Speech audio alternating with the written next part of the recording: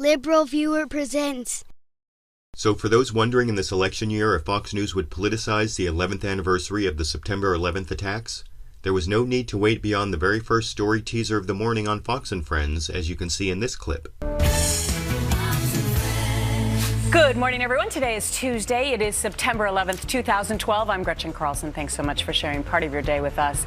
11 years ago, after the attack on America, the president calls for a moment of silence, but he does not call for the word God.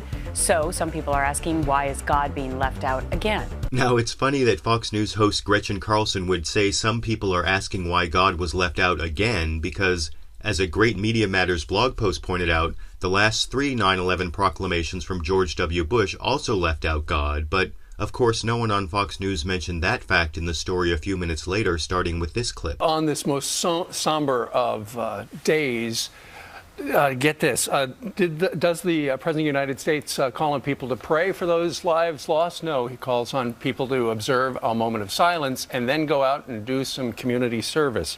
He proclaims today as Patriot Day and National Day of Service and Remembrance, and go perform community service to remember those who lost their lives.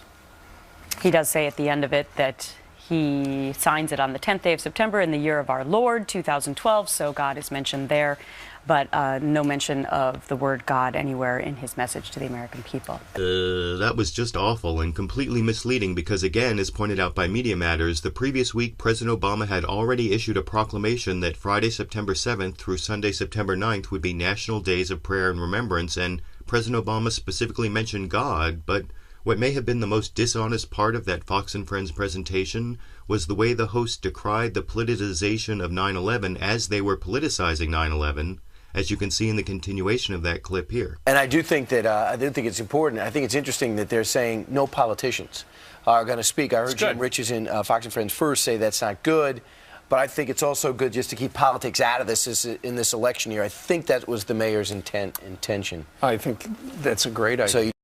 Yes, I agree with Steve Doocy and the brown-haired guy who's not Steve Doocy that we should keep politics out of 9/11, but it's also clear that report was all about politics, trying to make Fox News viewers believe there's something godless about President Obama, even though Obama is just as Christian as the last U.S. president and actually mentions God quite frequently.